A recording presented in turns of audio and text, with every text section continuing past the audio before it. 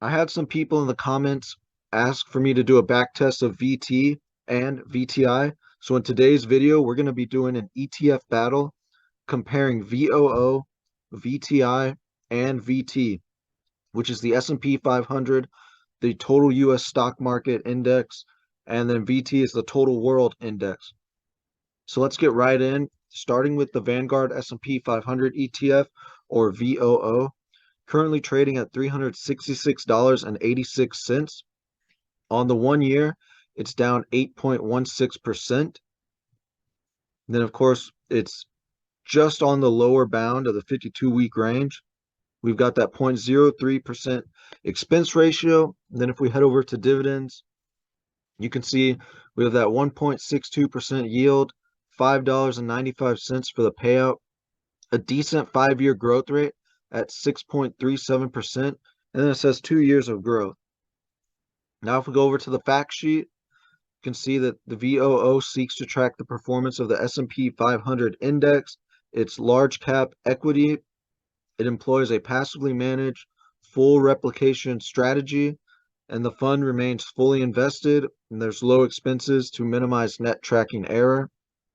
And then the S&P 500 index is a widely recognized benchmark of U.S. stock market performance that is dominated by the stocks of large U.S. companies.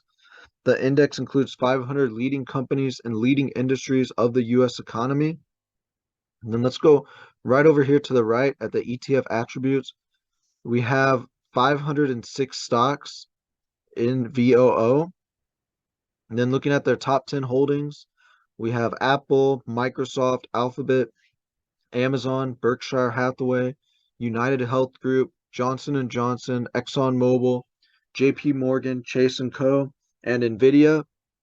And that represents 25.2% of all assets. And then if we look at their sector diversification, you have tech at 25.8%, and then healthcare, financials, consumer discretionary, industrials, communication services, staples, energy, utilities, materials, and then real estate at 2.7%. Now let's go over to VTI, which is the Vanguard Total Stock Market ETF, currently trading at $200.53, down on the year 9.81%, and it's also about the same place as VOO on the 52-week range, and the same expense ratio at 0.03%.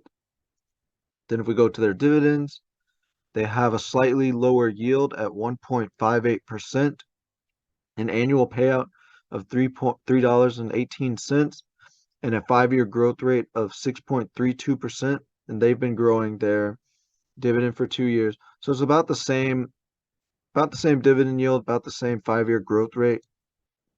Now let's look at the fact sheet. So VTI seeks to track the performance of the CRSP US Total Stock Market Index. It's large, mid, and small cap equity diversified across growth and value styles. It's passively managed. It's fully invested, and then low expenses. And then CRSP US Total Market Index represents approximately 100% of investable companies in the US equity market. And the index is designed to accurately represent the US equity market and deliver low turnover. Now, if we look at their attributes, they have 3,992 stocks in this ETF.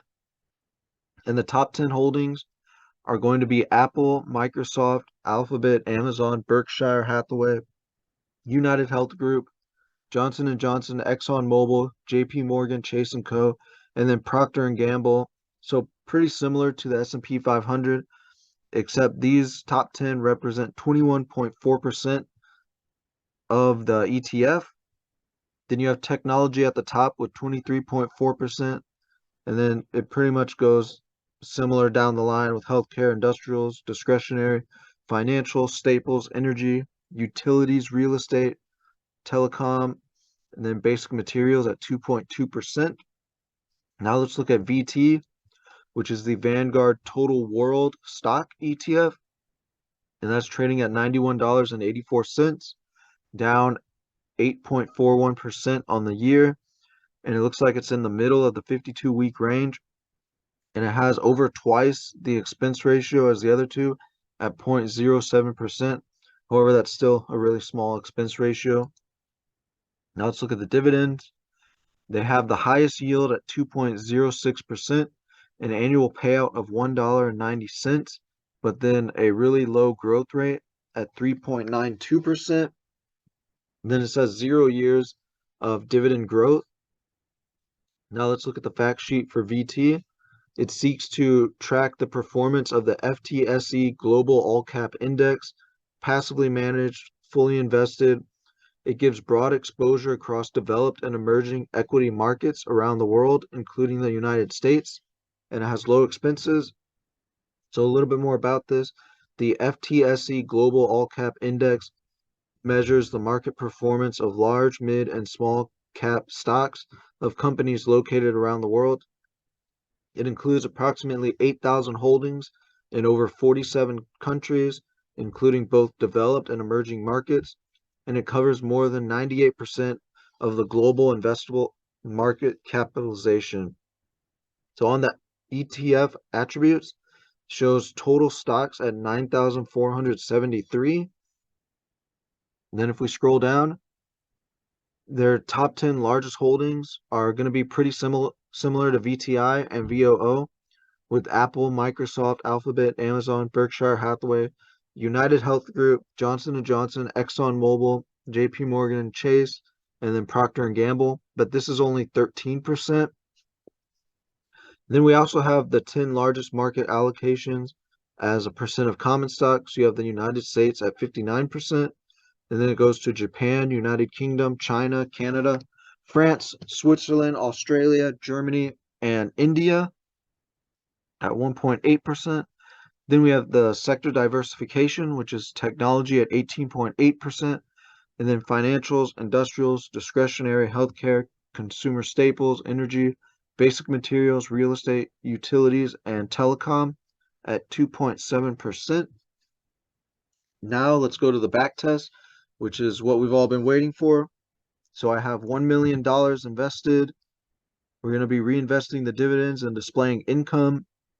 And we have VOO, VTI, and VT all at 100%. So let's check that out. And if we look at the performance summary, we started in 2011 and then ended in 2022. And you can see that VOO was the top performer with a final balance of 3.84 million, then VTI at 3.67 million, and then VT, which got vastly outperformed at 2.36 million. Then if we look at the best year, VTI was at the top at 33.45%, followed by VOO and then VT. However, VTI also had the worst year at 19.51%, followed by VOO and VT. So I want to scroll down. Well, I want to talk first about what happened here with the performance. So just to give you guys some stats, first of all, VOO and VTI overlap with their funds about 78%. And if a lot of people might argue that you should invest in VT because it's the total world index. However, as you can see, VT got vastly outperformed by both VOO and VTI.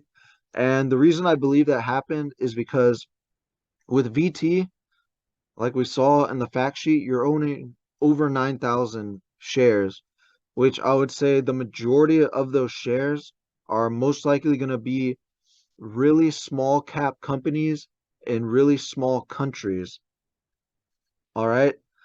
And whereas, VOO has the 500 largest companies in the United States. And let's be honest, the majority of these companies in the S&P 500 are multinational companies. For example, 30% of VOO's revenue, the companies in VOO, that revenue comes from foreign companies. So would you rather own, established companies like Google, Microsoft, Apple, Procter & Gamble, Johnson & Johnson, Pepsi, Coca-Cola, Netflix, Meta, and so on? Or would you rather own stocks in the small cap stocks in VT, which are not as established, they're not as well known, they're not the top brands and top companies? And so for me, if I was going to invest and choose one of these stocks, I would go with VOO. As you guys know, I own that in my 401k. And while I do think VTI is a great fund, the reason I would choose VOO over VTI is sort of similar to why I wouldn't invest in VT. So VTI has the total US stock market, which also includes the small cap companies. And normally, I don't want to invest in small cap companies because they're not proven, they're not established, they're not the top brands and top companies like you will find in the S&P 500. And that's why I believe VOO has outperformed VTI and VT. Now, is that always going to be the case? Who knows? It is probably not. You know, you could see swings between VOO and VTI. However, I think over the long term, you're better off just picking VOO or VTI over VT just because you're sort of gambling on the other 9,000 something stocks that you're not really sure about in especially in foreign countries. And now if we go to the income, so in 2011, VT actually had the highest income at 21.3 thousand, followed by VOO at 20.7K, and then VTI at 19.1K. However, over the years and with that dividend growth in 2022, VOO delivered $64,300 in dividends, followed by VTI with 60,500 in dividends, and then VT was at the bottom with $51,300 in dividends. And guys, if you like this video, go ahead and check out on the left my last video, which was comparing VOO and SCHD.